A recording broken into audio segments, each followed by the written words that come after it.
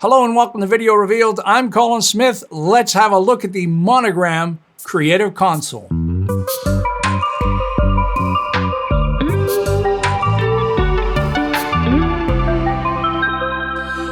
All right, you might know Monogram under its previous name, the Palette Company. They are rebranded as Monogram, same great stuff, and now they have new hardware.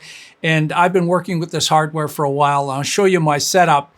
Now, what I have here is basically it's the Creative Studio with the addition of the sliders. So you can buy each piece or you can buy different collections. There's a Traveler and but you can add as many of these pieces together. And that's what's great about it.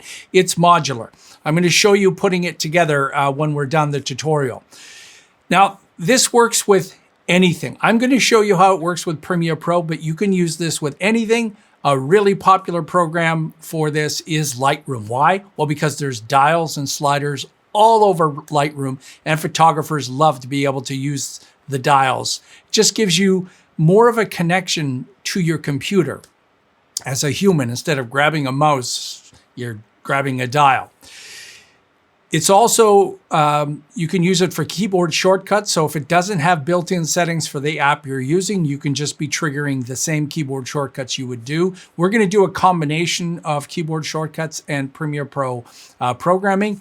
It also can be used as a MIDI controller. So if you're a musician and you're looking for CC controllers, either sliders or dials or both, the one thing I can't wait to try out is this has an XY coordinate, so it has an up and down in the middle of the jog. And there are some synthesizers that have joystick kind of controls, especially virtual instruments that emulate older synthesizers. Okay, so I'm going to make all of these Monogram My settings available to you. I got lots of them, so they're not consolidated into one nice core. This is more about exploring all the things you can do. It's really deep, but there are two ways to work with the Creative Console. One, pick a preset, you're done, and it's fantastic. But if you're like me, you sure want to poke around a little bit more and work with that. So the first place to start is the Creator, and you can see this thing resizes very nicely. Each one of these controls is programmed to do a certain operation, and each one of these is a completely different profile. Down at the bottom, the quick start profiles, you can click on this, and depending on what console you have, you can see right now I have it set to show me the best matches for my console, because some of these settings are expecting a certain amount of dials and buttons, and the jog wheel, the orbiter is what it's called. And then you can open the selected in a new one. You can go to there and just call any of these up, and you can see some of these are created with specific things in mind. So this is Lumetri, and it's for the studio console. There's Lumetri Highlights, Lumetri Color for the master control, and Lumetri Basics. So if I click on this, and I'll open this in a new tab, there it is. We can close that up. So you can see some basics set up in here. So let's find a clip. Maybe this clip here, and I'll go to my color settings. And there's contrast, highlight, shadows, and some of these, you can see as I move the contrast, it's moving the contrast. Highlights, shadows, saturation, blacks, whites, and then there's a bypass. So you can see a before and after. You can reset the exposure. So this is set to change the exposure, the orbiter, and you can just reset that exposure. And then reset the white balance. The white balance, you would actually click on that eyedropper to click somewhere else. But lots of controls right out of the box. This is what I mean by someone who just wants a preset. It's done. You pick it and you have those controllers. And you notice I'm not even using the sliders. This is strictly the top controls. Very simple right out of the box. Okay, let's go to my editing profile here. And I'll go to editing. And let's look at what I have set up. So the orbiter is set as a jog wheel so that when I move this, I'm jogging. And the playhead is the one that scrubs. So if you want to be able to hear while you jog, then you change it to playhead. How do you do that? You click on the control and it brings up the settings. So this is the orbiter settings and you can see it's set to jog. But if I just look for playhead, then I've got playhead. It's already set. I don't have to click done. This dialog box, while you're actually making things, you can leave that dialog box up. You don't have to click done. Go over and click. As I click on different controls, you'll see different values come up. And being able to search is very nice. Okay. You'll also notice that these are part of the presets, and you can also customize. So you can tell it what it does for turn, and then what it does for tilting. So the orbiter has tilt left and right, up and down, so you can program those in addition to everything else. Also notice that there's a Windows OS mode and a keyboard mode that you can set up. So it's really, really deep. I spent days going in to mess around in here. So let's just look at some of the other ones I have. So adjust any property coarse and any property fine. This means that I can click in, you know those little numbers, they're called hot text when you grab the mouse, click in a number and you drag. It's the same thing here. This will adjust anything, either very, very coarse, so big numbers, or very, very fine, rotation, trim mode, which we'll get into a sec, and move the trim, selecting a clip, select next edit point, and this one's pretty simple. This is going to jump to next edit points for me. I can add a crop. Wow, look at this. I'll click in here and add a crop. You can add any effect. So if you're somebody that uses crop a lot, like me, instead of going to the effects, finding crop, drag it in, I now have a button set to crop. So whatever clip or clips I have selected, when I hit that, boom, crop is set. Well, then I can use adjust any property to change the crop. Oh my God, it's amazing. And then I've got some slip and slides, and down at the bottom, I have some track volumes. So let's watch what happens. I'm going to hit play and watch the controls in here. You can see as I'm moving the slider, I'm moving different faders, and I've set these up. I only have 3 faders. Hey, if you want more faders, you buy more sliders, and you could have 24 tracks right there in front of you. And the dials could be pan control. So if you want this to emulate a mixing console, you can build this any way you want. All right, so let me hit play. And here, I want to show you one thing. Notice how the play stop is on one of these buttons. Typically, if we look over here, those 2 buttons are set to go through the profiles. And this really does make sense. You could set this up with maybe 2 or 3 profiles or more, and you could use these 2 buttons to go between the profiles back and forth, so you don't even have to bring up the Monogram Creator application at all. You could just be looking over here, and you notice that the name of it comes up. And by the way, you could actually put an image in there. So I stole this one for play and stop. Okay, so let's watch the faders.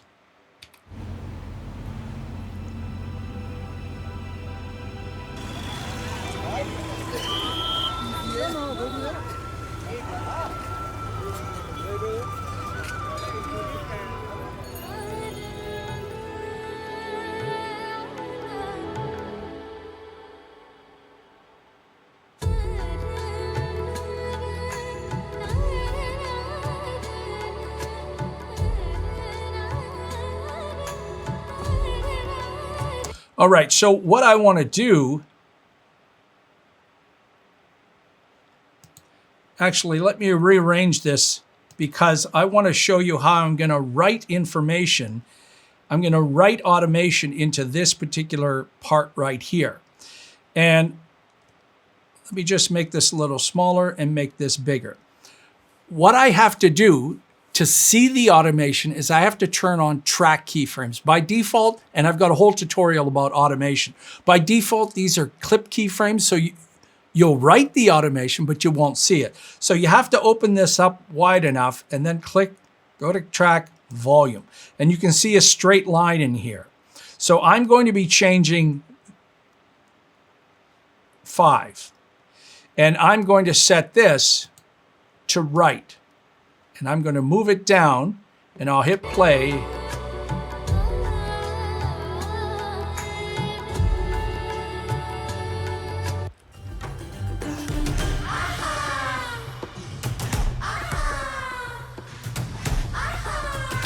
And there it is. There's my automation that I wrote. And if I wanted to, I could write over top of that. I mean, they're keyframes, so I could select them and delete them. So complete automation. Very nice. All right, let's go back to, remember I mentioned crop. Well, let's select this clip, and I'll add my crop. That's this one right here. So I've added crop, and in the effects controls, you can see crop has been added. And now I'm going to use any adjustment coarse and any adjustment fine. So watch what happens. These also have a click. Each one of the dials is a turn, a click, and a click and turn. So there are 3 programmable settings for every single dial. So 3 dials, that's 9 controls in one dial. So right now it's set on position. I could do scale. And if I keep going, I can go down to crop. So there's my crop. Here's the fine control.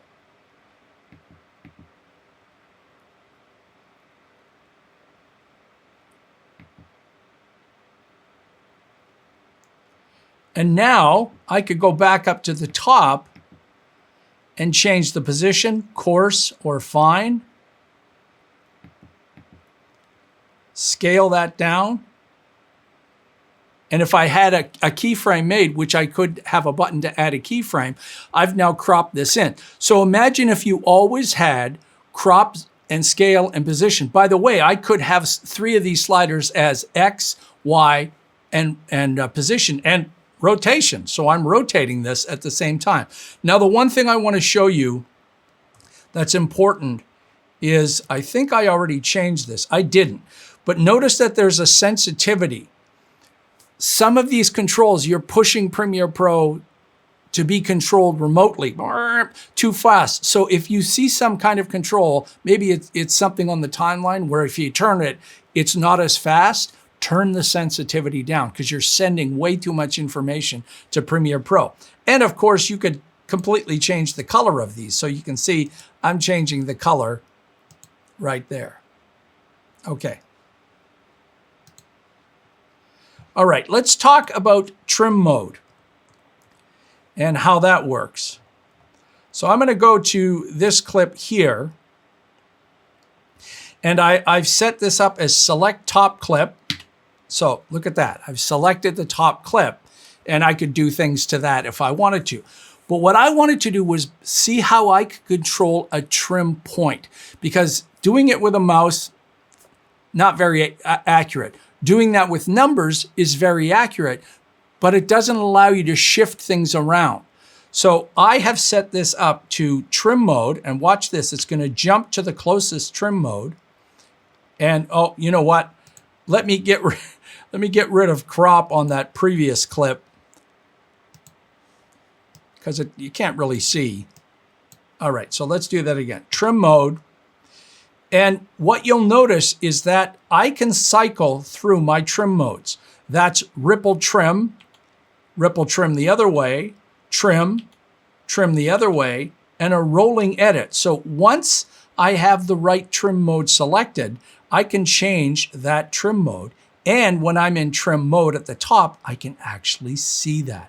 This gives me so much more control than a gosh darn mouse. Even better, watch this. I'm going to select the next edit point because I have this set to next edit point.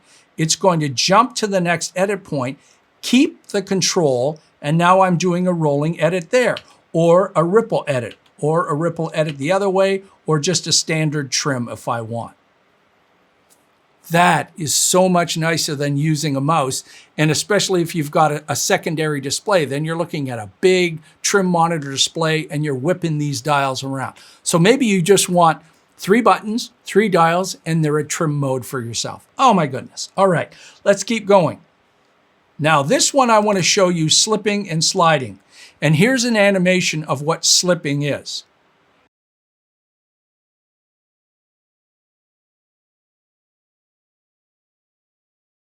Oh yeah, here's the other thing. Remember I mentioned the dials have 2 settings?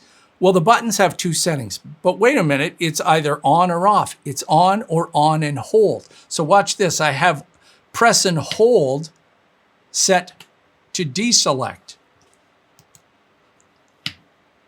Now the timeline needed to be in focus for me to do that. So one press is select the top clip, press and hold, deselect that clip. Because maybe you want to jump to a different point. You don't want to grab the mouse to click away to go over there. So you can do that. All right, so I'm going to select that. And now I've got this set to 2 commands, slip and slide. Now watch this. If you want to know what I'm doing, watch over here. I'm going to zoom in. So this clip is longer than this in and out point, and you can see that here. The in and out point is only in this area here. So when I'm slipping, again, I need to have the timeline in focus for that. Look at this. I'm changing what's inside the edit points. I'm not changing the edit points. And I'm using just the standard keyboard shortcut for slip and slide. So slip is Control Alt on Windows, Command Option on Mac, left and right arrows. And then the slide, because there's only 2 arrows, the rest are the period key and the comma key. And you might think they're kind of odd. Well, right above them is the greater than, less than symbols. So Adobe is thinking, well, they're kind of like arrows. So if you think about that as arrows, that's Alt on Windows or Option left and right. So to get that, I push down and move left and right. So now you can see I'm moving the whole clip in the timeline. If you didn't want to click and hold, you could just have, a different dial. One is slip, one is slide, one is trim. But I've had my middle one set to set the edit point. So I hope you're starting to understand. It's huge what you can do. All right, let's move on to this one. And this is keyframes. So I've got add and remove audio keyframes, move audio keyframes, and volume level. And for this, what I want to do is open this up, and I can set keyframes for this. So add and remove audio keyframes. So watch this. And I'll move ahead, keyframe, keyframe, keyframe. So adding, pretty easy. Now to select multiple keyframes, the pen tool is really the best. So I'm selecting these middle keyframes, and I'm going to use volume level to move these up or down. I can also move them left or right and up and down. Pretty amazing. I mean, that level of control. And I could go back at this point and play. And I could take that down. Go back. So, lots of control. Next up, something that I use for my split screens. And of course, you can have scale, position, X and Y, jog, but copy, paste attributes, and remove attributes. If you haven't seen my split screens, I'll leave a link for my split screens. What I needed to do a lot of while I was making them was clear the keyframe, clear the effects control, clear the effects, copy the effects, and paste the effects. Let's take these 2 guys in here. And in the effects, let's do something obvious, like tint.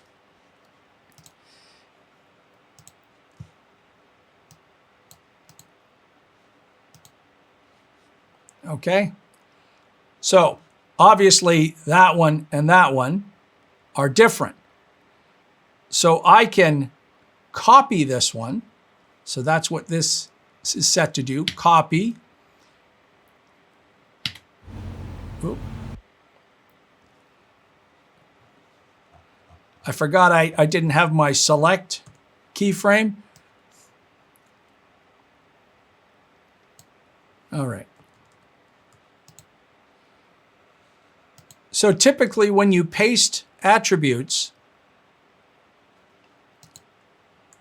so copy that one, and you paste attributes, you have to select what you're doing in here. Now, this keyboard shortcut can't turn these checkboxes on and off. So it remembers what the last thing you did. And when I was working with the stuff, I was copying effects like crop and transform. I wasn't doing motion or opacity, so it was working for me.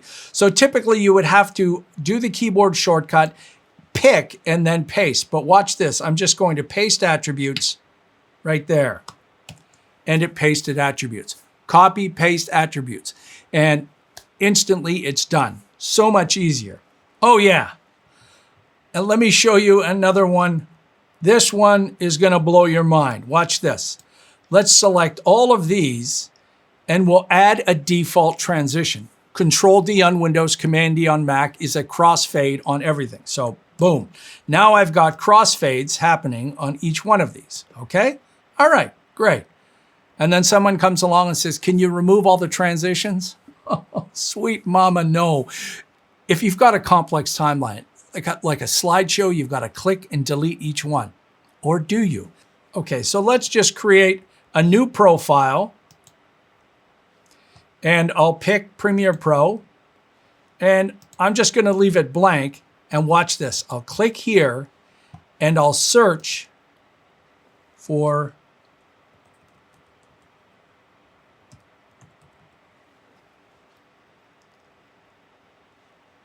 remove transitions. Okay, so it's now on this button here. Watch this. I'll select all of those, tap the button, it removes all of those transitions. And your first question might be, what kind of voodoo magic are they doing at Monogram? What they're doing is they're taking advantage of the programming inside Premiere Pro. So when Adobe makes a program like Premiere Pro, they create a bunch of controls. They don't always make controls for everything they make available. So one of the things that Premiere Pro, the application, can do is remove transitions. Adobe has never created a button to take advantage of that. So when Adobe makes Premiere Pro, they make something called an API, an application programming interface. It's the way that companies like Monogram can connect to the guts of Premiere Pro. So all the folks at Monogram did was they looked through the long list and they said, hey, one of the things you can do is remove transitions. Let's stick it in the list of stuff that you can do. Let's just look at this list. I mean, you click on a button and it is huge. So these are just in the presets. Rendering, Lumetri, effects, apply effects, clip controls, make subclip, group clips, nudge clips, reverse clips. Yeah, hoo-hoo, wee-ha. It's on and on. And then when you get into the customize section, it's even more because depending on the control, you could have a press and hold, a press and turn, or the orbit. There's all the motion settings in here and set the anchor point, track controls, lock the tracks, select previous track, go to different workspaces. And because remember, you can have multiple profiles. You can just have the studio console. And with that, you could have 25 freaking profiles. Boop, boop, boop, boop, boop. And you don't even have to look at the creator. Just zoom up, go to a different profile. Now, I do want to show you, I actually have to reference an image because I had this set up. I I minimized this for this tutorial, but I want to show you that I actually have 2 more banks of these. And that's the modular connection with these, is that they're modular. So you'll notice that on one side, there are little power connectors, and on other sides, they're not. So when you are putting this together, you have to make the power connectors work. So you'll see as we're doing this, the Monogram creator is changing. So right now it's just the Premiere Pro app that we're in, and we have the main module. Now we can start sticking things on here. So I'm going to start with, and you notice that there's no power here, so I have to put a power on there, and immediately it shows up.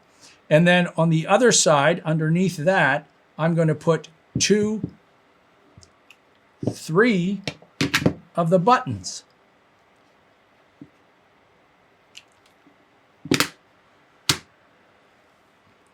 And I'm going to stick my sliders up in the top. I'm going to put the orbiter down at the bottom. And the last thing I want to do is, so see the power of this one isn't connecting. So you got to make sure you've got the power connecting, and then up there. So now this is my controller. I love this. I have all of these buttons programmed because I didn't want to go through profiles. So I had them all quickly set up. And the sliders when I needed them, the dials in different places because they're doing different things. This is primarily the motion settings, and this is primarily my effect settings and my jog wheel.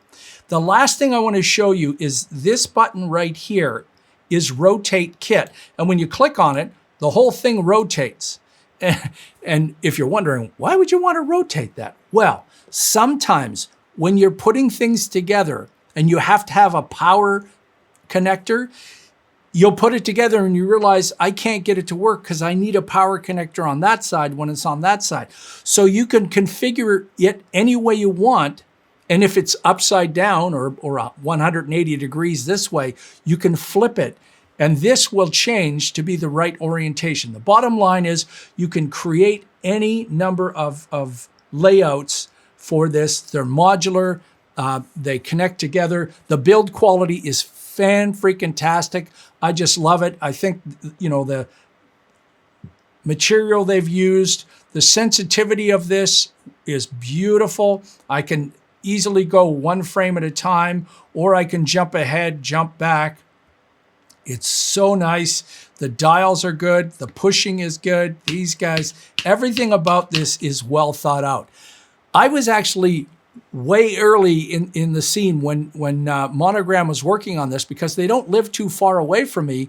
And they brought lots of prototypes in here and they had me test it and see what I thought. And that's what I love about Monogram is they're always willing to listen. They want to break new ground, but they know they need to get some feelers out there and make sure, you know, they're doing the right thing. Does it feel right? Does it have the right controls? And I'm the Premiere Pro guy, so they would have gone to Photoshop folks and Lightroom folks and tested those. But I'm going to take it through Premiere Pro's workflow and make sure it works for me. So there you go. There's the Monogram. I mean, look at that baby. That's, yeah. So there you go. That's the Creative Console. You can buy them piece by piece. You can buy them in groups. You can keep adding to them. So you can start out with what you can afford now and then start adding on them. Keep a look at a link in the description because if they make deals available, I'll update that link in the description and you can take advantage of that. So there you go. Hey, if you're new to Video Revealed and you have found this informative, take a moment and subscribe. You want to support us more, you can do that on VideoRevealed.com/shop, a place where you can donate once, monthly, any amount. You can become a member, get lots of extra stuff. There's a bunch of free stuff on the site. You can buy the split screens. Till next time, I'm Colin Smith, and it's my job to show you how you can connect better to the computer and to Premiere Pro to get your edits working as fluid as possible.